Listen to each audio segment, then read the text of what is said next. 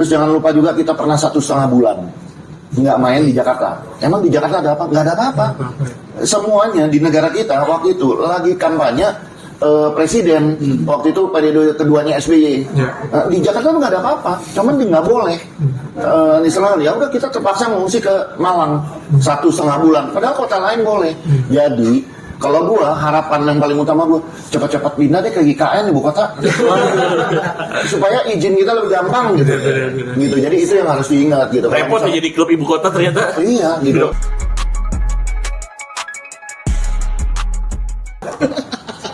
Halo Jack, kembali lagi di podcast gue anak Jakarta.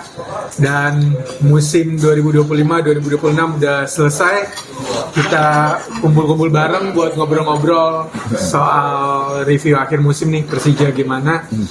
Mulai dari permainan, terus soal supporter, soal aparel juga bakal kita bahas tuntas. Di sini nih ada tamu spesial hari ini, pastinya ada Bung Ferry. Selamat datang Bung Ferry, semoga berkenan main di podcast UMKM kita. Ada sportcaster ternama juga, Labib Sadat. Oke, selamat datang Bang Labib. Makasih atas undangannya, Gue Anak Jakarta. Alhamdulillah akhirnya bisa in frame juga di Gue Anak Jakarta. Thank you. Justru kita seneng banget ya, ada Labib di sini ya. Seperti biasa ada David, ada Vio, dan ada Joe juga. Mewakili second line kali ya? Boleh ya. Ini ada settingannya gue. Bung Ferry kemarin minta yang bahas praktis kan? Iya. Ada Labib. Oke. Yang akan pertama kita bahas yang lagi rame nih. Souza nggak diperpanjang. Akhirnya gimana tuh Bung? Ada cerita-cerita nggak Bung soal Souza?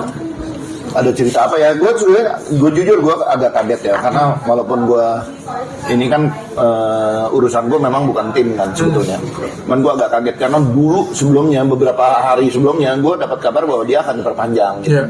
Dan kan BP juga kan, ya bukan BP lah ya, pokoknya Persija sendiri kan udah memperpanjang beberapa pemainnya kan, kayak Basti, Fabio, Kalonego gitu kan, itu diperpanjang gitu. Jadi gue pikir memang Souza masih bertahan karena kan ini pemain pilihan dia semua. Tapi tiba-tiba ada berita Souza nggak diperpanjang. Jujur gue agak-agak kaget dan di luar ekspektasi gue. Dan gue berharap ketika ini tidak diputuskan tidak diperpanjang, kontraknya habis tidak diperpanjang, gue berharap memang Persija punya satu skenario yang lebih dahsyat ya, untuk menutupi kekurangan musim kemarin. Harapan gue sih seperti itu gitu. Nah, ini yang lagi gue tunggu. Gitu. Kalau dari lu gimana Jo? Mungkin terlihat lebih cepat sih perihal pemutusan kontrak ini atau nggak diperpanjang, karena biasanya yang kita tahu Persija setiap musim kan terlalu geraknya agak lama kan. Dan ini cuma jeda 4 hari setelah pertandingan terakhir selesai, terus ternyata gercep banget, terus ternyata tidak diperpanjang, yang dimana secara statistik sama KPI menurut gue ngeliat itu ya lumayan tinggi juga kan. Jadi poin yang terbanyak selama Persija menjalanin turnamen ini. Jadi memang mungkin agak sedikit membingungkan para penonton aja sih. Mengejutkan buat lu, Bib? Sangat mengejutkan ya, karena memang ketika Souza didatangkan di awal musim 2025-2026 kan memang ada harapan Souza bisa memperbaiki prestasinya Persija ya. Kita kalau bicara juara itu terlalu muluk. Kita harus ingat di 2 musim, di tahun 2023-2024 kita finish di peringkat 8, peringkat ke-7, artinya kita ada di mid table atau di papan tengah. Tetapi ketika Souza datang dengan sekuat yang dia punya, mungkin secara cost saya kurang tahu sebesar angkatannya Thomas Doll atau tidak, tapi mungkin ini ada beberapa nama yang mungkin bisa didapatkan dengan harga kenal gitu, dengan bukan beberapa sih, 10 pemain asing ya awalnya. Karena yang satunya kan Ryo Matsumura, 10 pemain asing dari Brazil, 1 dari Jepang, dan memang ini squad yang cukup baik. Tiba-tiba kita tuh bisa finish di peringkat ketiga, itu kan ada peningkatan prestasi juga ya. Prestasi nggak hanya terus menuju juara, tapi progres. Kalau kita bicara sama rival Persib, mereka itu sustain di papan atas. Itu yang harusnya sebenarnya dilakukan oleh Persija. Sustain dulu di papan atas. Setelah sustain di papan atas, pasti untuk juara itu akan menjadi lebih mudah. Dan ketika Souza bisa membawa Persija peringkat ketiga dengan tadi Jovi juga udah bilang itu adalah kita mendapatkan 71 poin, itu rekor terbanyak Persija poin ketika format satu wilayah dalam satu musim. Dan kemenangan Souza juga yang didapatkan Souza kemenangan terbanyak juga. Kalau kita bicara win rate Souza kemarin pas saya cek 65%. Itu paling tinggi di atas Thomas Doll, bahkan Thomas Doll kan 66 poin di musim 2022-2023. Tapi Souza bisa dapat win rate yang lebih tinggi lagi, yang artinya kan ada peningkatan juga. Kita tahu di zamannya terakhir 2024 kita kurang optimal, di eranya Carlos Peña juga demikian gitu. Dan sebenarnya harapan gue bisa, tadi Bung Ferry juga bilang ada beberapa nama bawaan dari Souza yang diperpanjang. Gue pikir juga Souza sangat layak untuk diberikan kesempatan 1 tahun. Ternyata manajemen punya pandangan lain yang itu yang nggak bisa kita ukur. Itulah hak prio dari manajemen untuk melanjutkan atau tidak melanjutkan. Tapi kalau bicara KPI, Souza udah KPI, udah tercapai gitu. Tapi memang sebenarnya sedikit lagi, tapi gue penasaran, ini kan manajemen udah memutuskan, kemarin juga udah say goodbye kepada Souza juga. Siapa penggantinya Souza setelah ini, dan apa yang akan dibawa oleh pelatih setelah atau suksesornya Souza, dan apa yang akan diinginkan oleh sport director? Apakah sevisi dengan pelatih mengganti dari Souza? Layak Vio menurut lu? Kalau menurut gua layak-layak aja sih, soalnya ya mungkin secara statistik emang dia perform dan mencapai KPI. Tapi dari eye testnya menurut gua Souza kurang memuaskan sih dari permainan kita, terutama serangan kita yang selalu buntu. Dan kemenangan-kemenangan itu menurut gua itu dari bagusnya atau briliannya pemain-pemain individu kita. Tapi secara taktik gue nggak ngelihat bakal ada improvement di musim depannya. Ngelihat serangannya kita ya gitu-gitu aja dengan kualitas pemain yang kita punya. Ditambah musim ini kita kalah lawan Persib 2 kali. Jadi dari eye test itu udah nggak baik banget. Mau kita udah peringkat 3 dengan poin terbanyak sejak Thomas Doll, win rate-nya tinggi, secara eye test kurang memuaskan sih Coach Souza ini. Lu gimana, Fit? Kalau gue balik-balik ya, agak kaget juga ya. Sebenarnya gue berharapnya Souza itu udah nyiptain satu sistem di Persija seperti zaman Thomas Doll. Sistem tahun pertama dia udah buat sistem, tahun kedua walaupun tahun pertama udah mulai langsung Thomas Doll langsung peringkat 2 saat itu runner up. Nah di peringkat di tahun berikutnya mungkin kita agak turun ya, tapi paling enggak sistem Thomas Doll udah terbentuk. Kemudian akhirnya diganti Carlos Peña yang kita lihat mulai ulang lagi dari awal, kayak proyek Candi nih jadinya kan, mulai ulang lagi dari awal. Souza juga gitu. Harusnya Souza itu bisa di musim berikutnya itu meminimalisir evaluasi. Sebenarnya kan di tengah musim dia harus evaluasi kan, apa sih kelemahan Persija kemarin kan. Cuman kalau gue bilang kayaknya dia waktunya agak sempit karena butuh persiapan buat. Jadi dia mempercayakan kepada sport director kita mungkin buat segala pemain dan apa gitu kan. Jadi kayak enggak Souza bilang Souza kayak mikir evaluasi kita tuh apa sih sebenarnya. Jadi mungkin sebenarnya di tahun kedua itu bisa dilakuin. Kita perlunya apa?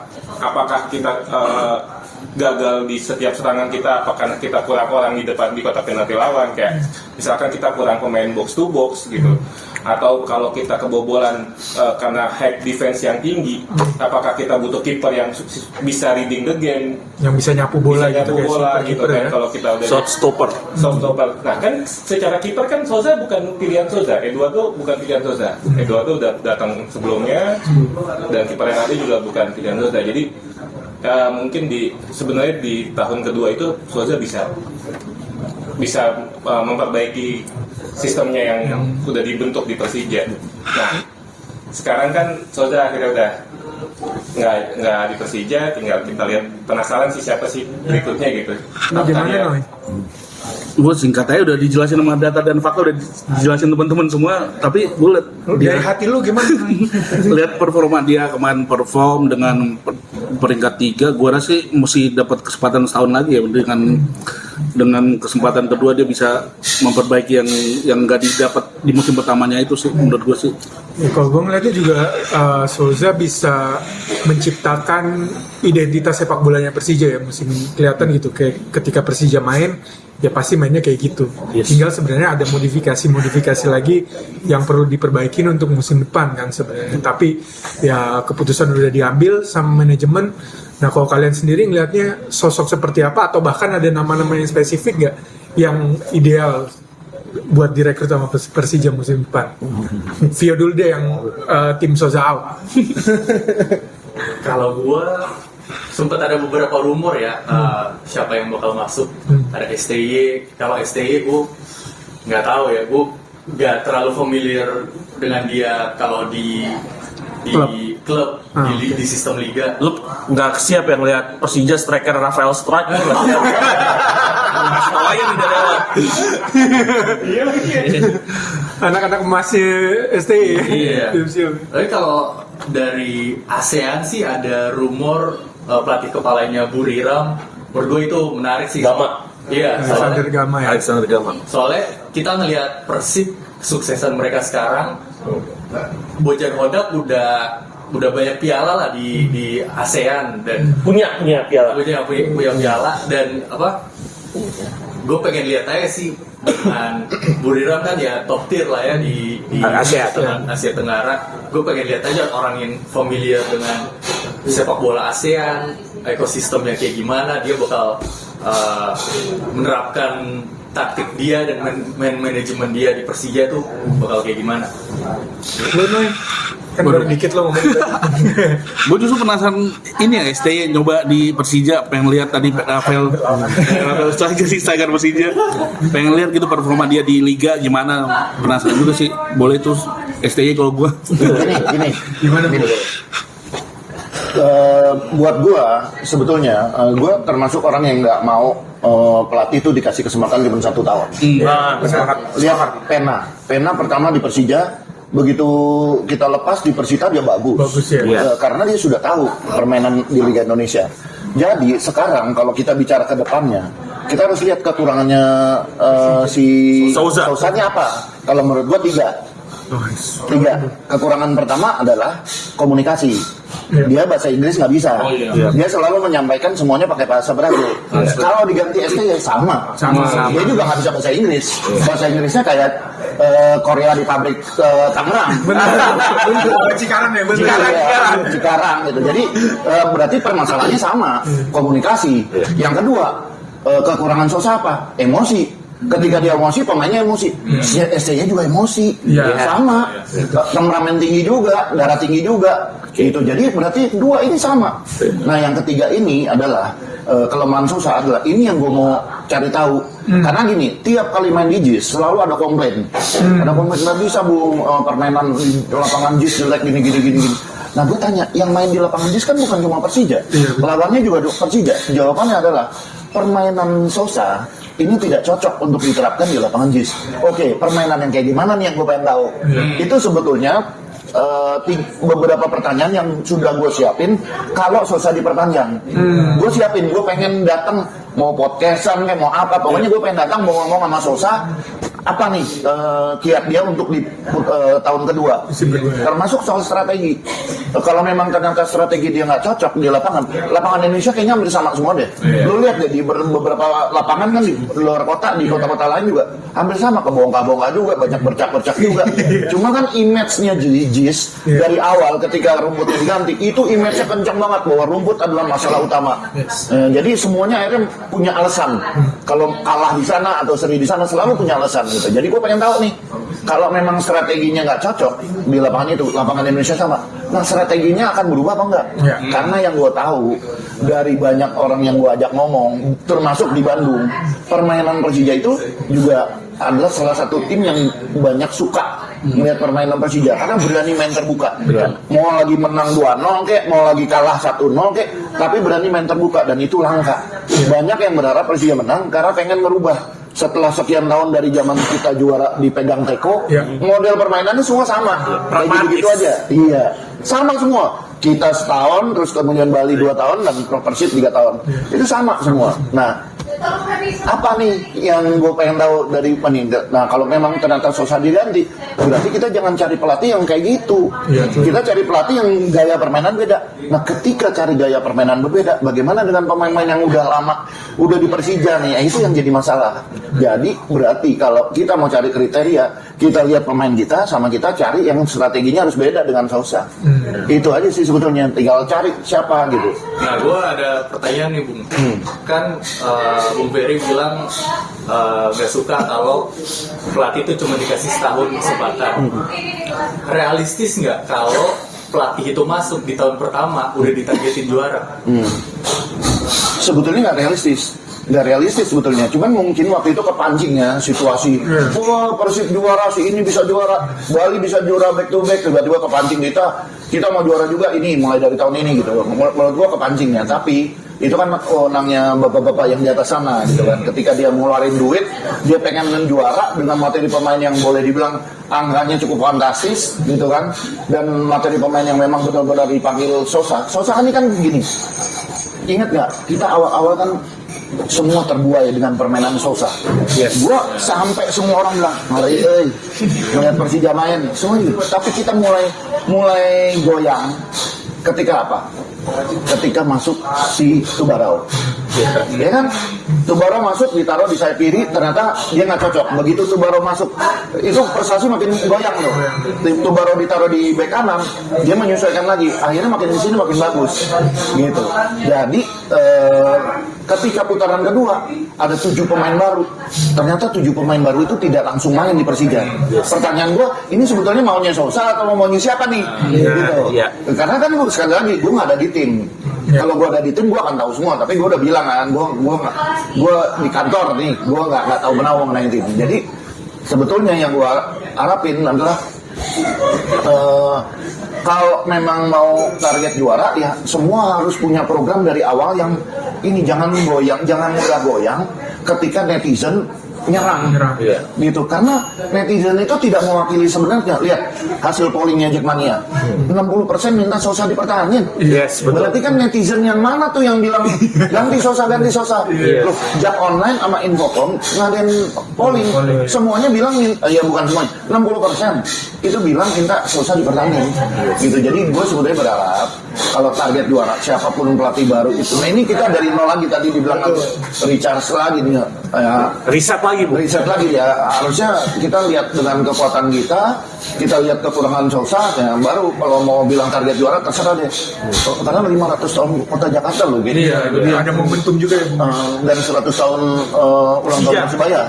1927. Kita 1927, dua-duanya sama sih, Bada Isa juga Gimana nih, Jov, lu? Kalau gue sih sama sih yang rumor yang lagi beredar kan, calonnya itu apa? Rumornya kan Buriram ya, Alexander Gama. Tapi kalau menurut gue, kayaknya Persija butuh sosok pelatih yang benar-benar fighting spirit sampai menit akhir deh. Jadi yang gue rasa tuh, yang gue lihat match-match belakangan ini, kita udah menang, terus kita terlena nih di 10 menit terakhir segala macam gitu. Penggemar Roma loh. Mungkin nggak tahu sih, maksudnya apakah nggak ada yang fighting spirit sampai titik darah penghabisan sampai full time segala macam, jadi kita sering banyak buang poin gitu jadinya. Itu sih mungkin menurut gue. Gimana, Bib? Kalau gue untuk mengganti ya, Souza kan udah pasti lengser, dan seharusnya memang tim sebesar Persija dengan target tinggi, apalagi kemarin adalah bisa mendapatkan peringkat ketiga yang dimana 2 tahun sebelumnya kita udah keluar dari 3 besar dari papan atas, ya harusnya manajemen harus bergerak cepat, secepat apapun menentukan siapa pelatihnya. Karena kalau ingat, Souza itu didatangkan di musim lalu itu duluan, baru habis itu pemain-pemain menyusul kan, karena itu artinya ada kesinambungan antara pelatih dengan pemain yang dibawa. Dan gue harapannya adalah mumpung kalau kita bicara kontrak, artinya kita harus menghormati kontrak pemain yang ada saat ini yang diperpanjang dan juga masih punya kontrak yang mungkin nggak akan berakhir di musim 2026-2027. Tapi harus diingat, kita juga butuh pelatih yang cepat untuk menangani tim Persija Jakarta untuk nantinya pelatih tersebut mungkin berbicara dengan sport director, berbicara dengan manajemen, siapa pemain-pemain asing terutama yang bisa direkrut untuk menjadi andalannya Persija di musim 2026-2027. Karena akan terlalu naif menurut gua jika pelatih disiapkan pemainnya dulu. Akan sulit untuk pelatih tersebut menginginkan permainan yang dia inginkan. Misalkan kita contoh, tadi Bung Ferry bilang bahwa kita memang sejak era Liga 1, mungkin sejak eranya Simon McManamy kali ya, di Bayangkara sampai kemarin di Boyan Hodak, itu mostly main dengan cara counter defense. Kalau kita punya pelatih yang memang bermain dengan cara counter defense untuk mendapatkan juara, ya kita harus punya pemain yang seperti itu. Dan menurut gua harus dari utama adalah pelatihnya dulu, karena pelatih akan menentukan kerangka dan gameplay satu tim selama satu musim ke depan. Dan gua aja kalau pelatihnya siapa aja ya gua siap-siap aja asal pelatih tersebut memang mumpuni untuk membawa Persija juara. Tapi yang menjadi challenge adalah pelatih tersebut mendapatkan nggak fasilitas pemain-pemain yang dia inginkan untuk menjalankan gameplaynya dia selama satu musim ke depan. Jadi kalau menurut gua siapapun pelatihnya memang selama itu mumpuni, selama itu memang sesuai dengan kriteria dari manajemen Persija, oke-oke aja. Dan yang paling utama adalah manajemen siap untuk mensupport pelatih tersebut. Siapa, Fit? Wah, pakai ditanya siapa? Saya bukan sport director. Iya, setuju sih sama Habib, kayak sepakat gua kalau misalkan emang harus pelatih dulu yang dibentuk. Walaupun kita udah punya pemain ya, maksudnya pemain yang masih terikat kontrak. Nah itu kan sebenarnya tinggal menyesuaikan, dan pelatih pun, gue percaya pelatih yang baik pun akan tahu nih pemain ini akan dibuat seperti apa. Tapi balik lagi, porsi terbesarnya adalah pelatih tersebut punya sistemnya sendiri, tinggal pemainnya yang menyesuaikan gitu. Betul. Jadi ya kalau ditanya siapa sih, kita nggak bisa menerka-nerka ya. Mau dibilang STY juga masalah komunikasi kalau kata Bu Ferry. Kalau kita mau ambil siapa, Gama atau siapa, ya semoga sih yang terbaik lah nanti buat Persija dan bisa bisa target juaranya tuh bisa tercapai lah. Walaupun mungkin terlalu naif juga kalau misalkan kita tahun pertama dibuat jadi target juara, tapi kan tuntutan dari supporter kita juga udah lama nih nggak juara nih. Pasti Potong maunya tahun pertama juara siapapun pelatihnya, gue yakin itu. Tapi kalau menurut lu pelatih siapapun pelatihnya itu, Fit, yakin nggak lu siapa yang didatangkan oleh Persija di tahun 2026-2027 harus jadi juara gitu? Kalau ditanya yakin sih gue, kalau tahun pertama ya, kita pernah nggak sih punya pelatih tahun pertama juara? Teko tahun kedua juara Piala Presiden sih, tapi tahun kedua baru juara Liga kan. Kalau untuk dia membawa Persija juara di tahun pertama, ya gue sih realistis ya. Saya nggak muluk-muluk. Gue bukan yang menuntut. Paling gue pengen Persija tuh punya DNA-nya. Pertama ya punya punya sistemnya sendiri. Jadi cara mainnya Persija, kalau kita zaman Rico Simic kan pemainnya kita tahu lah ya, counter defense, bola kasih ke Rico pas crossing, ada Simic. Zaman Sosa sebenarnya udah kebentuk tuh Rico Ronaldo. Dan besok sih gue sih masih berharapnya ya, walaupun gue tetap berharap pengen juara, tapi paling nggak Persija punya DNA-nya tersendiri lah. Gue justru punya pandangan agak beda mungkin ya. Ya sebenarnya agak setuju juga sama pendapat kayak semua Mabung juga. Tapi menurut gue yang lebih krusial adalah, sorry to say, dengan segala hormat terhadap legenda kita BP, gue melihat peran krusial sporting director sebenarnya. Karena kalau kita lihat di klub manapun di Eropa, di negara-negara sepak bola maju, sporting director punya peran untuk mewujudkan visi-visi sepak bola seperti apa yang mau dia bangun di klub tersebut. Nah ini yang gue nggak lihat di Persija sebenarnya dari beberapa musim terakhir. Terbukti dari pelatih yang gonta-ganti, pemain yang bongkar pasang, menunjukkan visinya Persija ini nggak ada sebenarnya, mau main kayak gimana, mau 5-10 tahun ke depan tuh pengen dilihat identitasnya seperti apa. Kalau kita lihat klub-klub besar di dunia kayak Barcelona kan kita tahu identitasnya seperti apa, Inter, Juve kita tahu seperti apa identitasnya. Nah menurut gue akan lebih penting ketika kita mungkin oke lah BP masih tetap sebagai sporting director, tapi ada pendampingnya yang bisa membangun sistem dan identitas itu menurut gue. Karena itu akan berpengaruh siapa pelatih yang akan direkrut, siapa pemain-pemain yang nanti akan direkrut, akan mengarah pada visi yang dibangun sama sporting director ini sebenarnya. Jadi kedepannya gue harap Persija benar-benar mikir nih, jangan mikir musim depan juara atau enggak, tapi mikir 5-10 tahun ke depan Persija ini mau kemana gitu. Kita nggak mikirin Persija cuma mau hidup buat musim depan doang, tapi Persija harus ada sampai selamanya dengan identitas yang kuat gitu. Kalau gue sih kayak gitu mikirnya. Nah, selain daripada itu, musim ini juga menjadi hal yang sering banget perdebatan, terus juga diskusi di kalangan anak-anak The Jack adalah Bung, konsistensi kandangnya Persija nih Bung. Musim depan gimana kira-kira Bung? Gini, tahun 2018 kita juara, kita main di 6 stadion yang berbeda. Jadi sebetulnya itu nggak bisa dijadikan alasan. Gitu, sebetulnya itu nggak bisa dijadikan alasan. Tapi tahun depan kan kita sebetulnya dari awal kemarin kita ngedaftarin di JIS. Gitu. Awal-awal kan kita main di JIS, tapi setelah ada komplain dari tim baru kita berpikir ke GBK, terutama ketika GBK dibuka lagi untuk siapapun yang nyewa. Kalau sebelumnya kan nggak boleh, gitu. Jadi kita buka lagi untuk GBK, gitu. Tapi ya ternyata GBK tidak seramah kalau kita di JIS. Kalau di JIS tuh kita kayak rumah kedua. Dari manajemen JIS-nya, pengelola stadionnya itu semuanya enak banget kita ngurusnya gitu. Makanya kalau soal lawan Persib kan beda ya kasusnya, ini bukan soal stadion, tapi karena Mabes Polri-nya minta untuk tidak main di Jakarta gitu. Nah, jadi kalau ke depannya nih, JIS itu kan nanti akan ada nursery di Rorotan. Gua dalam waktu dekat ini gua akan coba main ke sana. Gua pengen lihat kesiapan di Rorotan. Jadi ada 3 permasalahan JIS yang tadi gue cerita, bahwa pertama itu media tanamnya. Media tanamnya itu nggak cocok dengan rumput yang ada. Yang kedua, airnya. Air di JIS itu ternyata tidak cocok untuk rumput.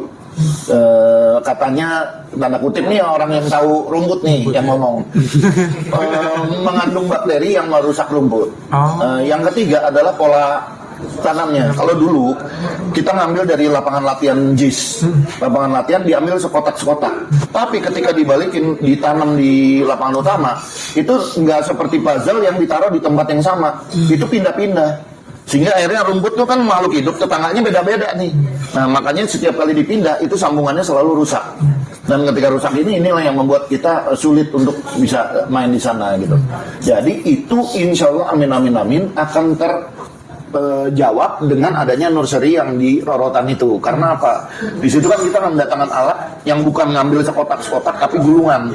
Gulungan yang gulung 1 gulung 10 meter gitu. Itu gulungan, dan kedalaman dia ngambilnya juga itu dalam. Jadi media tanam yang tadi kesulitan itu bisa teratasi, insya Allah, amin. Berikutnya adalah soal air kan juga bisa aja kita kan mau pakai kan kita sekarang sponsornya dari sana gitu kan, kita bisa aja pakai sana gitu kan. Itu yang mungkin bisa jadi jawaban, tapi ini semua harus dipantau terus gitu.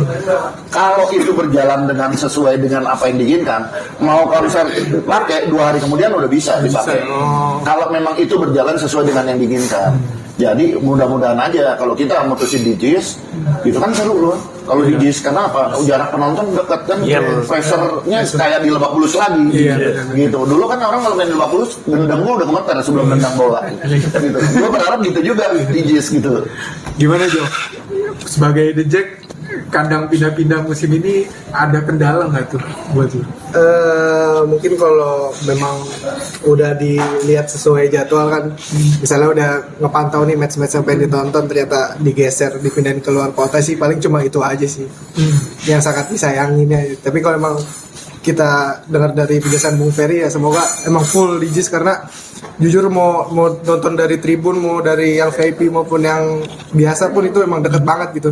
Jadi pressure-nya emang lumayan mantep lah kalau di JIS. Jadi enakan JIS apa GBK?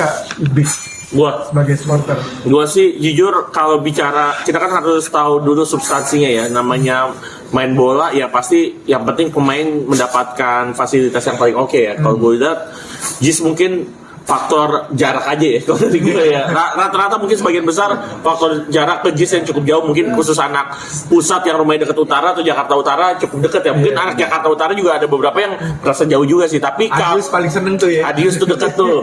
Tapi balik lagi, kalau memang Persija nyamannya di JIS dan di JIS bisa kita pakai selama 17 game, kan kita main home game itu kan selama 17 match, ya gue sih tetap JIS bisa memberikan yang terbaik. Karena kalau gue lihat memang kemarin dalam rata-rata ketika Persija mungkin dalam momen tidak bisa mendatangkan banyak supporter, 20.000 aja masih terlihat padat ya Bung ya, masih terlihat ramai. Kemarin JIS terakhir pas lawan Semen Padang di laga terakhir pekan 34 itu kalau tidak salah gue dengar 21.000 penonton nih. Tapi karena cuma satu tier dan beberapa di tier 2 itu masih terlihat padat. Kalau GBK kan 20.000 mah sepi terlihatnya ya. Mungkin kita kehilangan di musim lalu tuh 3 pertandingan home game di Jakarta ya, lawan Kediri, lawan Biak, lawan Bandung. Tapi itu nggak bisa jadi, nggak perlu jadi masalah. Tapi balik lagi ke depannya semoga kita bisa mendapatkan rumah yang terbaik buat Persija Jakarta. Itu yang paling utama. Kalau memang harusnya utama di JIS, tadi Bung Ferry bilang mungkin dari birokrasinya lebih baik dibandingkan GBK, it's okay. Kalau memang JIS ternyata kualitasnya bisa diperbaiki, tadi Bung Ferry juga sedikit spill ada Nur Seri, oke, kenapa nggak di JIS? Ini kan balik lagi bagaimana akhirnya manajemen melihat mana sih faktor-faktor yang bisa dikasih green check. Oh ternyata JIS lebih oke di sini, oke di sini. Mungkin GBK bisa dijadikan alternatif stadium ya Bung, karena PT Ailik seinget gua regulasinya adalah satu klub bisa mendaftarkan 2 home base, yang artinya Persija tetap masih bisa mendaftarkan Gelora Bung Karno sebagai alternatif stadion dari Persija Jakarta. Jadi menurut gua mau di GBK, mau di JIS, it's okay, no problem. Yang penting sebisa mungkin bisa main di Jakarta dan Persija bisa mendapatkan advantage sebaik-baiknya as a team home.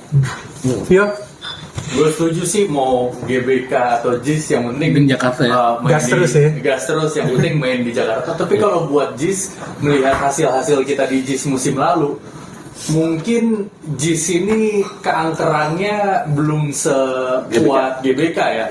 Makanya kalau JIS dijadiin rumah kita yang baru buat musim depan, nah atmosfer dan keangkerannya itu bisa kita bangun buat kedepannya lagi, terutama kata Bung Ferry tadi bakal ada nursery dan bakal ada perbaikan lagi lah. Dan secara stadion, gue dari pengalaman fans ya, gue suka banget sih JIS, dari jaraknya, dari bagaimana tribunnya dibangun, gue suka banget sih, tinggal ya dibiasain aja main di sana. Oh iya, sepakat gue. David, sebagai yang banyak merhatiin kemarin di pinggir lapangan, gimana?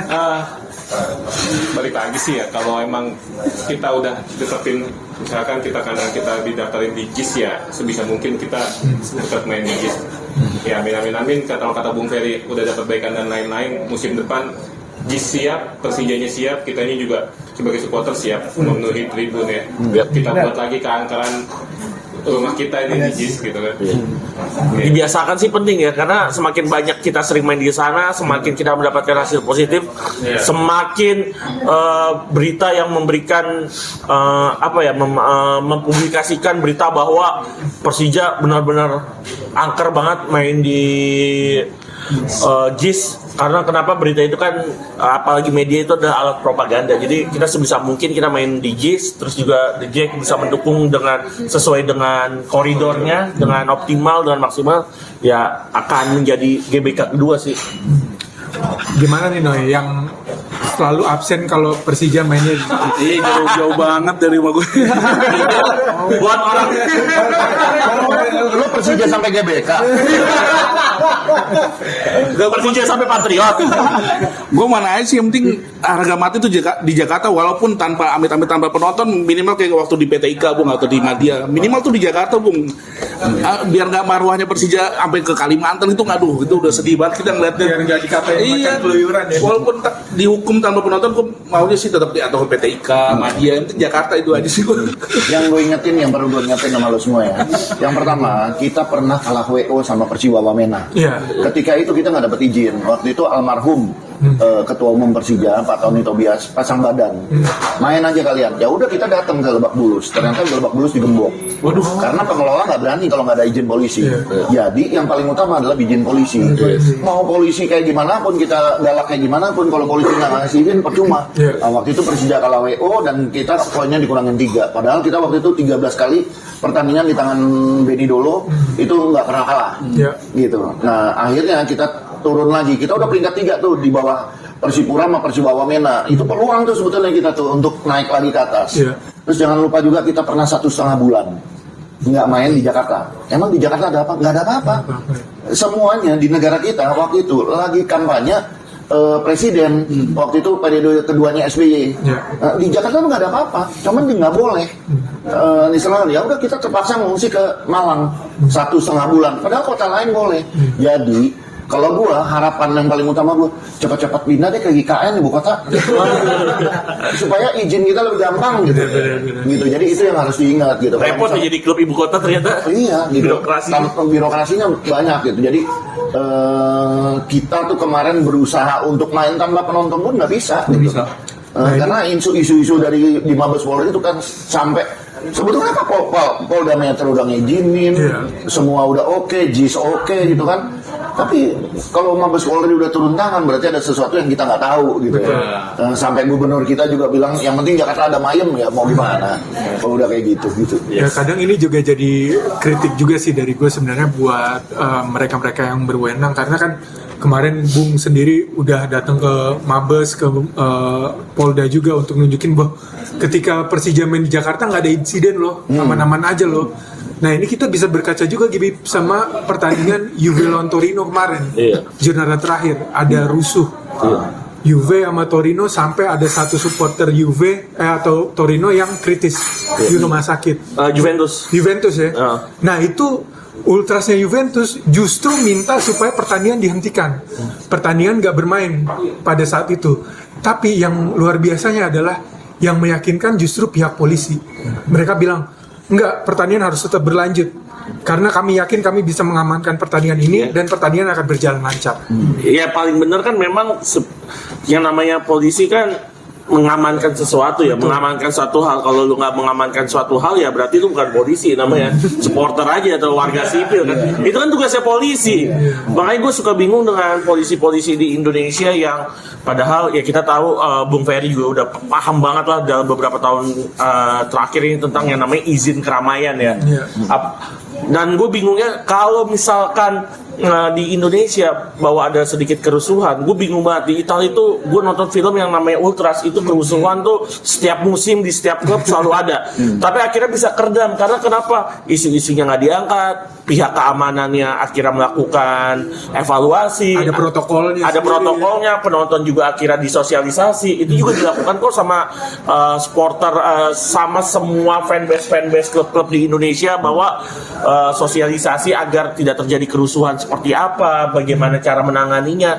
Tetapi balik lagi kalau misalnya yang di atas nggak memberikan izin keramaian, padahal kan tugasnya mereka ya memberikan rasa nyaman dan rasa aman. Ya, masyarakatnya harus melakukan aktivitas dengan aman. Iya, itu kan paling benar ya Bung Ferry seperti itu. Tapi kalau misalnya kitanya udah bisa meyakinkan pihak berwenang tersebut bahwa kita aman, kalau mereka nggak memberikan izin karena mereka ada satu dan lain hal, ada isu-isu yang sengaja yang diangkat, berarti yang bermasalah bukan supporter, bukan Persija yang bermasalah. Ya kita tanyakan lagi siapa yang bermasalah. Dan itu selain kayak mereka bisa secara konsisten main di home, ada kerusuhan tetap terkendali lah. Di luar tuh mereka bisa secara konsisten away. Mau ada terjadi apapun bisa away, dan ya kita harus pertanyakan lagi nih pihak keamanan dan pihak di atas, kenapa nih kita nggak bisa away, apalagi The Jack ya, kita nggak ada insiden apa-apa. Tapi kita away. Boleh percaya boleh enggak, gue tanpa mendiskreditkan Liga Italia, semua laga panas di Liga Indonesia, semua laga panas di Liga Indonesia nggak ada apa-apa dengan laga-laga panas di Eropa yang benar-benar juga keras gitu. Sedangkan tapi kalau gue lihat di liga-liga Eropa, semua protokol yang itu berjalan dengan baik. Bagaimana tim UE dikasih jalan sendiri, satu komando dikasih gate, itu kan juga sebenarnya dilakukan oleh Persija ya Bung ya. Ketika tim UE contoh kayak Persebaya datang, mereka dikasih datang duluan di gate mana, dijaga oleh pihak keamanan, oleh di Jackmania sendiri, Korlap semuanya turun. Korlap harusnya kan nggak perlu untuk kayak gitu ya, harusnya mah polisi yang ngebantuin. Ini kita sampai gue angkat topi buat Korlap yang bener-bener datang paling awal pulang paling akhir itu beneran itu. Gue ngeliat pertandingan ini jam 7 malam, Korlap udah ada di jam 12 siang, pulang paling malam, bayangin 9 jam.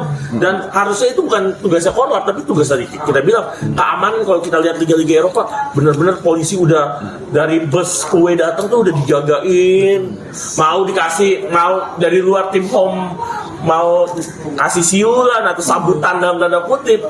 Yang penting selama ada polisi ya semuanya bakal aman-aman aja ya. Balik lagi sebenarnya ya bukan supporternya kalau gue lihat sih di Indonesia dan di luar pun ya kita di sini tradisinya saling menyambut, saling tangan lah buat supporter away yang datang. Tapi di Italia pun mereka saling ngata-ngatain, saling ngadu chance, itu tetap terkendali ya. Bener atau jadi permasalahannya bukan supporter.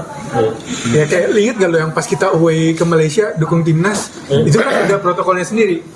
Supporter away masuk duluan. Iya, terus kita pulang paling malam setelah paling dini hari. Enggak gini, kadang-kadang orang-orang yang punya kepentingan ini kalau buat keputusan itu nggak melakukan survei dulu. Misalnya gini ya, dulu supporter itu bisa charter kereta. Nah, sekarang nggak bisa. Padahal kalau charter kereta, kita charter nih, kita berangkat ke Malang. Untuk pulang, kan kita nunggu jadwal kereta berikutnya. Berarti kita masih nginep dulu di Malang. Nah, ketika kita nginep di Malang, disitulah ada interaksi antara supporter tuan rumah, Aremania dengan Jackmania. Jadi terjalinlah keakraban. Mau itu ngombe bareng, kayak mau itu justice bareng, kayak itu urusan belakangan. Tapi paling nggak ada keakraban. Ketika dilarang, ini interaksi semuanya akhirnya sewa bus. Kalau sewa bus kan buru-buru pulang. Nah ketika pulang tidak ada lagi tuh yang namanya nyambut pakai nasi bungkus, ngobrol bareng baik-baik, itu nggak ada. Jadi silaturahmi itu terputus. Karena apa? Karena peraturan. Dulu kita boleh nginep di stadion. Jadi teman-teman The Jack yang gue juga ngerasain kok tidur di stadion tuh di kolong stadion ngemper-ngemper, itu dulu boleh. Sekarang nggak boleh. Ya, Bung, ya. Besar. Sekarang berarti kan harus nyewa hotel apalah segala macam. Tapi banyak lah yang menurut gue peraturan-peraturan. Jadi gue kemarin sempat ditanya, gue bilang tolong dong ditinjau lagi 2. Yang pertama adalah regulasi larangan away. Enggak ini kalau dibilang kalau PSSI gampang aja nunjuk. Nah itu buktinya itu ribut. Ya kan kalau misalnya nggak ada larangan away, semua keputusan di kepolisian. Kalau Persija Persib, polisi pasti nggak ngizinin ada away. Ya kan. Tapi kalau yang aman-aman aja boleh away, nggak ada pelanggaran. Gitu. Nah kalau ini kan jadi ada pelanggaran kan akhirnya apa? Ada resistensi yang berupa supporter mau ngelawan, bukan cuma mau nonton tapi lebih pada mau ngelawan regulasi itu. Itu satu regulasi. Terus regulasi yang menurut gua rancu juga adalah larangan flare. Larangan flare, kalau kita baca kan sebetulnya 2 kali 45 menit tidak boleh ada flare. Berarti begitu peluit bunyi boleh dong. Tapi ketika peluit bunyi masih ada flare, kita kena denda juga. Gitu. Kemarin kita kena denda kalau nggak salah 250 juta ya untuk flare, 60 juta untuk turun ke lapangan. Itu total aja udah 310. Nah ini harus ada ketegasan gitu. Makanya gue bolak-balik bilang, ayo deh PSSI pertama itu punya kan komisi di bawah PSSI ya, bukan di bawah liga. Betul. Ya, bukan di bawah liga. Betul, ini ilmu nih. Komdis ini di bawah PSSI. Komdis, Komding itu wasit itu semuanya di bawah PSSI. Di bawah federasi. Iya, di bawah federasi. Iya, jadi ketua wasitnya aja ketua PSSI. Iya. Gitu jadi harus ditinjau ulang gitu. Semuanya harus make sense. hasil survei gitu. Gimana nih? Gue minta di komisi disiplin minimal ada perwakilan supporter dong, supaya ketika lu menghukum ada sebuah kata habit break kayak orang Betawi nggak boleh masang petasan ya gimana nih? Emang Betawi begitu ngerayain apa aja petasan, ulang tahun petasan, apa juga petasan, kata habit break. Nah jadi lu juga harus belajar dong budayanya supporter, jangan mematikan semuanya gitu. Tapi kan kalau gue jadi pangkal ya gue harus taat aturan. Walaupun gue komplain juga, tiap kali ini gue komplain gitu. Nah cuman gimana gitu aturannya kena denda, gue kan anti kalau Persija kena denda. Terus polisi juga gue udah bolak-balik bilang, ayo deh polisi bikin dong yang namanya cyber police gitu. Jadi dia mempelajari di medsos. Kan gue bilang ada 7 langkah menuju perdamaian. Poin kedua adalah, kan poin pertama anti rasis. Poin kedua adalah menertibkan medsos. Jadi Persija punya akun resminya apa? Persija. Akun resminya ini. Jackmania punya akun resminya apa? Infocom. Ya udah ini. Kalau 2 ini melakukan pelanggaran, federasi yang menghukum. Gitu. Demikian juga Persib. Tapi di luar itu, kalau melakukan pelanggaran, itu wewenangnya polisi. Mau dibredel, kayak mau apa, kayak mau ditangkap, kayak yang provokator, ya polisi. Jadi harus polisi. Kalau ada isu-isu apa, polisi harus siap dengan pengamanan. Jangan polisi ada isu-isu gini terus ada pertandingan dipindah. Harusnya preventif ya, Bu. Ya iya dong. Persija tuh gitu kan polisi tuh harus gitu. Makanya kan gue bilang ada 2 jenis polisi gitu kan. Tadi gue bilang kan bahwa polisi itu ada yang jaga sebelum lampu merah, ada yang jaga sesudah lampu merah. Kalau yang sebelum lampu merah itu mencegah, dia mengantisipasi jangan sampai ada pelanggaran. Tapi kalau yang ada sesudah lampu merah dia cuma mau menghukum, udah nggak boleh main di Jakarta gitu. Cuma bisa menghukum yang kayak gitu. Jadi ayolah gitu. Kalau memang kita mau membangun sepak bola Indonesia, karena sekarang kan banyak nih orang-orang pemerintahan, ada Adiaksa, tinggal Damkar FC doang kan yang belum. Ada Adiaksa, polisi juga ikut berkompetisi gitu. Ayolah kalau semua menganggap sepak bola ini sebagai sesuatu wadah atau suatu panggung yang harusnya bisa mengedukasi masyarakatnya, cerminan dari bangsanya, ya ayo kita sama-sama ngebangun. Jangan cuma PSSI, jangan cuma liga, jangan cuma supporter, tapi polisi juga harus ikut gitu, terlibat. Pemda pun harus terlibat gitu. Bukan berarti APBD FC gitu. Bukan berarti APBD FC, karena faktanya orang-orang menteri banyak ngurus bola, presiden ngurus bola, ya bukan apa semuanya mau dibilang apa APBN FC kan nggak mungkin gitu kan. Gitu. Nah selain itu yang disorot juga nih musim ini jumlah penonton yang menurun nih katanya. Ya kalau menurun kan kita 3 laga aja kita kehilangan 3 laga kandang ya di Jakarta. Artinya total penonton kita tuh terakhir yang gua catat itu 377.000. Kalau dibagi 13, rata-rata penonton kita itu 21.000 penonton di setiap game ya. Itu juga karena 377.000 itu total dari 16 laga pasti yang ditulis kan. Tapi kita cuma bisa memaksimalkan 13 laga. Kalau buat gua tetap Persija tetap rame dengan dukungan yang luar biasa, walaupun sempat ada 1 game lawan Persis Solo ya yang cuma 12.000. Persijap yang ini banjir. Madura. Oh Madura ya? Madura bener. Yang banjir di mana-mana. Iya, banjir dan juga lawan Jumat. Iya. Lawan ini juga kan lawan Persis Solo juga kita nggak begitu rame kalau tidak salah. Malah lebih rame supporternya Persis kalau tidak salah, mungkin karena mereka 1 tribun aja sih, jadi tidak rame. Tapi buat gua nggak menjadi masalah. Persija tetap dengan supporternya terutama tetap loyal untuk mendukung Persija. Tinggal harapannya yang ke depan ini bukan isu yang sensitif, ini juga bukan isu yang berat, tetap ya mendukung dengan cara terbaik dari masing-masing, yaitu ya datang ke stadion gitu, dimaksimalkan di setiap laga kandang aja, karena dukungan sorakan itu penting banget buat Persija Jakarta. Lu ngeliatnya gimana, Fit? Kalau gua tetap masih oke ya. Mungkin karena kita kalau hitung-hitungan kenapa kita kelihatan sepi, mungkin lu melihatnya itu kelihatan sepi. Jadi karena stadion-stadion kita kan stadion besar gitu, negara kita besar, dan penonton kita yang notabene di rata-ratanya 20 ribuan ya, itu harusnya kelihatannya emang kelihatan sepi. Tapi secara data sih oke sih, masih mau datang ke stadion, supporter masih mau support secara langsung gitu. Ya, gue gitu. Ya. Kalau gue sih emang oke ya jumlah supporter kita yang datang ke stadion di musim kemarin. Tapi gue pengen nge-highlight permasalahan fundamental Persija dan Jackmania sih, yaitu menurut gue pribadi ya, Jakarta itu belum Persija. Gue nongkrong sama teman-teman gue banyak kayak ya cuma 1-2 orang yang di Jackmania gitu, dan menurut gue orang-orang Jakarta juga masih ada elitisme terhadap sepak bola Indonesia, kayak dilihat kampungan lah, kayak kualitasnya rendah lah.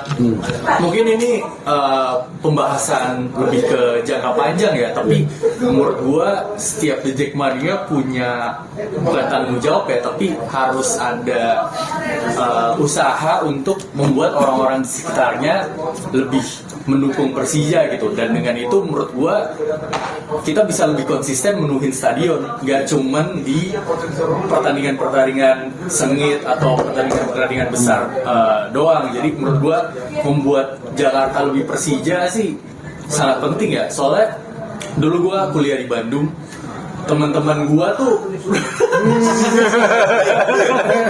Jangan-jangan. waktu itu gue kuliah di Bandung, semua teman-teman gue yang orang Bandung itu bobotoh.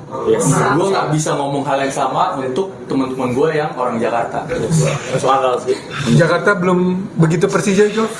Betul. Pelik ini. Betul, karena menurut gue emang Jakarta masih kota sentris, jadi yang pengen banget ngelihat dan nonton mungkin generasi kedua ya Bung Ferry. Jadi juga tadi sempat cerita juga Bung Ferry, karena memang balik lagi memang belum benar-benar sampai ke akar-akarnya Jakarta itu. Jadi memang masih banyak orang yang mau datang tapi memilih mau lawan siapanya dulu baru mereka baru nonton gitu. Jadi memang harus, ya betul nih, masih buat jangka panjang untuk didiskusikan sampai nemu lah win-win solution ya, biar gimana caranya Jakarta biar lebih jadi Persija aja. Kan lu juga fans klub luar nih. Kalau dari kacamata fans klub luar tuh, kenapa sih pada nggak mau nonton sepak bola Indonesia dan dukung Persija gitu? Enggak, entar dulu kok. Itu kan Lino kan sampai dibilang nolak gara-gara takut Persija. Iya, sampai putus ya gara-gara itu ya. Jawaban lo salah, gue gosok nih. Gimana? Iya betul Vio sih, menurut gue sampai sekarang dibilang Jakarta belum terlalu Persija banget. Dengan beberapa teman juga diajak nonton Persija, dibilang kampungan lah, bola lokal. Ada mantan gue juga sendiri, gue bikin ini juga dibilang ngapain sih lu norak banget. Akhirnya udahan. Itu gue bilang kayak gimana sih, masa gini doang lu nggak tahu? Gitu dah, gue juga bingung ngomongnya. Gimana dong, bisa jelasin? Gimana Bung, permasalahan ini apa yang harus dilakukan Jackmania nih? Gini, itu juga bukan cuma PR-nya Jackmania. Justru menurut gue Persija. Persija, karena Jackmania tuh udah berbuat banyak. Persija yang harus mengapresiasi apa yang sudah dilakukan Jackmania.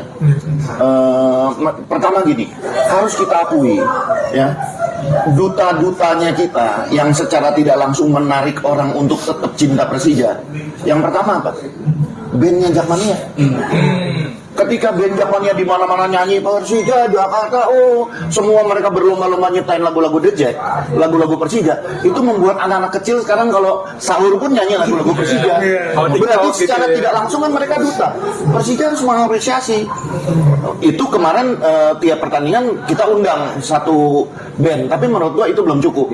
Banyak hal, misalnya Persija punya acara resmi yang dimana ngundang Pemda, ngundang pemain semua, nah itu band Jackmania yang tampil gitu. Itu harus diapresiasi. Yang kedua adalah outlet-outletnya Jackmania. Dulu kita pernah bekerja sama dengan salah satu aparel yang bekerja sama dengan Persija di zamannya Pak Gede, itu berjalan bagus. Karena apa? Mau ini si pedagang ini secara tidak langsung nyebarin kaos Persija kemana-mana. Tak kenal maka tak sayang. Ketika orang udah make, dia otomatis konsekuen. Gue Persija nih, begitu dikatain dia juga akan marah. Nah itu sebetulnya cara bagus dari zamannya. Tinggal bagaimana Persija mengapresiasi kerjasama antara aparel yang baru nanti, insya Allah amin dia mau bekerja sama dengan outlet-outletnya Jackmania, sehingga penyebaran jersey Persija itu lebih ke akarnya, lebih ke ujung-ujung, lebih ke kampung-kampung, lebih ke kantong-kantongnya Japania gitu. Nah itu yang harusnya Persija lebih ini. Yang ketiga, ini urusan pandel. Oh. Jangan-jangan sistem paling sensitif nih. Jangan-jangan sistem penjualan tiket kita ada yang salah sampai nggak menjangkau seluruh warga Jakarta. Itu salah satu ini juga tuh bahan. Ini sensitif. Gue yakin banyak yang protes ke gue, tapi gue jangan sampai nangis nih gue nih. Gue Persija sampai mati. Orang mau teriak Persija selamanya, gue sampai mati. Jadi sampai kapanpun gue Persija. Yang lain bagi gue nomor 2. Gitu. Jadi kalau untuk kepentingan Persija, gue berani pasang badan sama siapapun. Kalau itu untuk kepentingan Persija, gitu. Jadi gue harus meninjau ulang. Sistem penjualan tiketnya ini gimana nih? Mau apa? Tapi pasti gue akan diskusi sama ketua umum Jackmania yang baru nanti. Karena kan bulan Juni atau Juli ya, gue nggak tahu nih. Musyawarah Mau bahas pemilihan ketua umum baru. Gue akan bicara bagaimana nih anaknya gitu. Karena ternyata setelah pengkajian kita ada sesuatu yang salah nih dalam penjualan tiket kita sehingga tidak menjangkau orang-orang tertentu. Orang-orang yang menurut gue sebetulnya orang-orang yang Potensial ya, konsumtif. Ya, dia mah kan gini. Coba lihat kemarin yang turun ke lapangan. Banyak banget yang turun ke lapangan. Tapi coba cari yang pakai kaos Persija ada nggak? Jersey enggak. Kalau lo mendukung tidak main-main, ya lo salah satunya adalah mendukung penjualan merchandise Persija, gitu. Nah, salah satu cara mendukungnya, ya Persija juga harus tadi lagi mengapresiat outlet-outlet di Jackmania supaya kerjasama dengan outlet Jackmania berjalan lancar sehingga penjualannya lebih ke akar rumput langsung, gitu. Nah, tapi Bu, kalau soal aparel dan orang-orang pakai baju di Jackmania Persija, gue setuju banget sama lu. Tapi kan di iklim supporter kita zaman sekarang ada ngambil dari Ultras Itali, ngambil kasual Inggris. Nah, buat orang-orang yang kayak gitu kan kulturnya bukan pakai baju Persija. Nah, menurutmu tuh gimana? Kenapa mereka ikut Itali? Kenapa mereka ikut Inggris? Karena mereka nonton. Kenapa kita tidak bikin tontonan yang semuanya pakai atribut? Gua ada dikirim sama Diki di Rival Plate sama di mana ya satu lagi lupa gua. Itu bagaimana orang datang ya jelas pakai kaos Persija gitu. Pakai kaos klubnya, jersey klubnya gitu. Nah, itu yang harus kita kampanyein gitu. Kalau yang namanya tantangan sampai kapanpun kebijakan pasti ada tantangannya. Tapi gimana kalau kita bisa merangkul outlet-outlet itu dan penjualannya lebih terjangkau, harganya lebih terjangkau, ya itu pasti akan dipakai sama mereka, kan satu kebanggaan gitu. Nah, soal bagaimana supaya supporter beli selain harga kan bukan cuma itu. Misalnya, ya tiap pertandingan kita bikin siapa kita buka yang apa namanya player escort yang dituntun oleh pemain itu kita buka untuk umum. Syaratnya dia harus pakai jersey Persija. Ya kan otomatis beli kan. Terus ini pertandingan Persija besok nih mau lawan misalnya lawan Madura. Persija, krunya Persija akan standby di mall ini sebutkan ya. Nanti siapa yang ditemukan oleh kru Persija menggunakan jersey asli Persija, dia akan dapat tiket Persija. Bisa tuh. Menarik tuh. Campaign-nya menarik. Menarik. Atau kayak di bandara, Bu, nggak bandara, stasiun, Pelabuhan itu jual merchandise kayak juara raga ini buka putih gitu. Udah pernah dilakukan belum sih? Di bandara, stasiun, Pelabuhan. Kalau yang lain itu belum ya. Gue kadang-kadang ngiri itu ya ke Bali ya. Bali. Tapi sekali lagi bahwa tidak semudah itu Persija karena sekali lagi tadi yang pertama bandara bukan di Jakarta. Iya, enggak yang di Halim.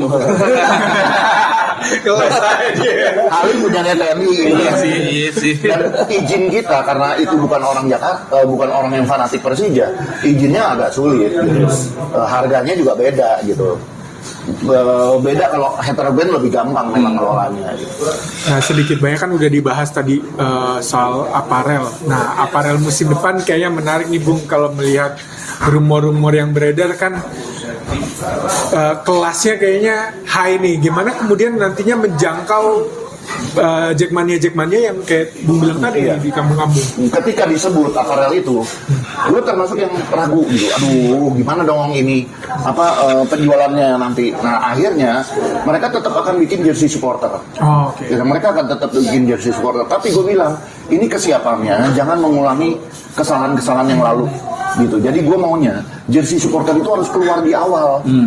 Jangan jersey supporter itu keluar paling akhir. Betul. Gitu. Jersey supporter itu keluar paling awal.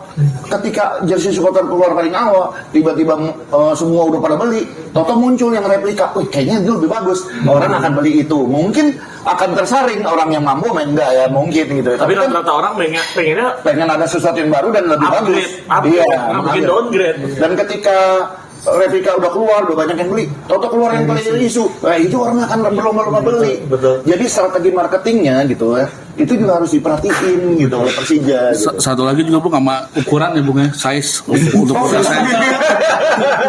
Jangan takut, itu gue sama kemarin tadi juga gue udah ngomong, gue pernah bilang gini, Pak, kalau yang namanya ukuran 4XL, 4L gitu ya, itu rata-rata orang makmur. Jangan yang ukuran S. Aduh. Tapi kalau aparel Eropa itu mah kayaknya nggak ada masalah tuh buat sizing orang-orang Indonesia. Iya sih. Yang badannya nggak begitu tinggi, ya sekitar 175 tapi beratnya upsize. Apa kita bikin tribun ini ya, 100 kilo ke atas gitu. Jadi ngumpul tuh yang 4XL semua tuh. Jack Excel ya. Abis jersey Persija gue udah gak ada yang muat Bung, makanya gue pakai kaos mulu sekarang. Lu ukuran lu apa? 34 XL. Oh ya, lu ke rumah gue banyak. Nah, apalagi ini brandnya yang bakal baru, dia fanatik banget nih Bung. Si Lino berarti harus beli ya. No? Emang udah pasti tuh belum nah. Gimana Jo, kalau menurut lo aparel baru musim depan? Yang rumor yang terdengar memang benar-benar high class lah, tapi memang mungkin ada strategi tertentu yang nanti mereka akan buat, entah itu ngebuat versi hemat atau versi bundling, karena yang sebelumnya memang kendalanya itu supporter fashion itu ada yang paling belakang gitu. Jadi orang-orang yang mungkin middle low ke bawah itu kan pasti awal mulanya pengen beli dan pengen mencoba merasakannya, itu pasti yang versi murahnya dulu kan. Jadi ya mungkin akan benar-benar terwujud yang tadi Bung bilang. Jadi kalau memang ternyata supporternya di awal duluan, ya oke lah. Nanti kita kan abis dari supporter langsung kita upgrade. Yo, gimana? Kalau gue sih sangat excited ya dengan brand baru ini, tapi gue pengen bahas topik kita dari episode sebelumnya. Terutama gue mau nanya Bung Beri. Kan udah beberapa tahun ini, ya kecuali baju kiper ya, kita udah meninggalkan warna oranye nih. Bung Beri kan sekarang pakai oranye. Apakah warna oranye itu untuk aparel baru kita ini harus tetap ada oranye ya Bung, atau kita harus ngikutin sejarah kita yang merah putih? Ini sebetulnya gini, kalau Jackmania itu lahir di era oranye, jadi kita oranye gitu. Tapi kalau gua sekali lagi, gua cinta Persija. Persija pakai oranye, gua pakai oranye. Persija pakai biru, gua pakai biru. Persija pakai merah, gua pakai merah gitu. Nah sekarang tuntutan dari klub internal yang notabene sebetulnya pemilik aslinya Persija itu dia minta kembali ke merah. Jadi kita merah gitu. Tapi kita nggak menutup kemungkinan ya, kalau gue lihat nih dari Persija tuh nggak menutup kemungkinan bahwa Jackmania masih banyak yang nuntut oranye gitu. Sehingga tetap ada jersey ketiganya oranye, insya Allah ya. Yes. Gue udah lihat desainnya keren. Udah sneak peek langsung. Udah tinggal ngumpulin duit aja. Kalau udah lihat desainnya berarti udah ada aparelnya. Coba Bung lihat bocorannya. Gimana Vin? Iya, kalau gue ya boleh dijelasin semua lah Bung ya. Yang kendala kita di aparel lama kan maksudnya lebih kayak distribusi ke bawahnya yang kurang, terus strategi pemasarannya yang dari masalah mereka kayak tadi ya, jersey supporter duluan harus saya keluar, jadi itu kan pemasaran untuk biar pada semua pakai beli jersey. Ya itu harus di apa ya namanya ya, diperbaikin lah, maksudnya untuk aparel baru semoga bisa melihat itu sebagai sesuatu yang nggak bisa boleh terulang gitu. Jadi harus lebih baik lagi. Mudah-mudahan sih. Amin. Pelajaran dari aparel sebelumnya, gue sempat beli jersey supporter, tolong diperhatikan materialnya karena yang sebelumnya gue beli tuh beberapa bulan udah hilang logonya, jadi udah bukan jersey Persija lagi. Jadi jersey ini aparel itu aja. aparel itu aja udah. Jadi kayak gue beli gara-gara Persija, bukan gara-gara aparelnya. Semangat.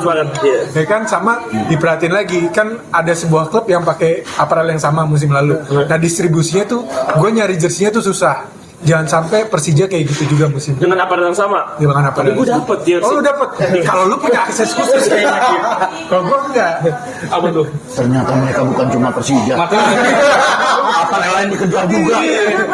Duga-duga berarti mereka beli jersey tim lain. Namanya dikasih ya, diterima. Oke, kayaknya pembahasan buat review musim ini udah semua. Ada lagi bahwa JIS insya Allah untuk musim depan stasiun kereta udah jadi. Nah, kemarin lihat juga udah mulai kayak tinggal Gini ya, potong pita. data konkret nih. Kalau kita main di JIS, otomatis supporter kita yang dari Jawa Barat dan Banten itu berkurang jauh. Mudah-mudahan dengan adanya kereta ini yang dari Jawa Barat dan Banten bisa Amin. terakomodir. Iya. Amin. Tunoy. Nggak ada alasan lagi lu absen. Iya. Sekali kereta doang berarti lo. JKRL. Ada lagi mungkin dari teman-teman yang mau disampaikan buat musim depan? Cukup. Buat Persija aja buat musim depan semoga juara. Amin. Jov? Juara dan semangat terus pokoknya. Ya. Semoga juara musim depan, soalnya gue udah muak ngeliat Persib juara. David? Ya, apa lagi doa kita dan harapan kita sama semua. Semoga Persija juara. Jakarta lebih Persija. Harga mati juara udah. Ya semoga doa-doa teman-teman semua bisa didengar, dijabah sama Allah, dan manajemen bisa menangkap semua aspirasi dari teman-teman Jackmania, dan ya semoga yang terbaik buat Persija musim depan. Gue anak Jakarta, gue dukung Persija.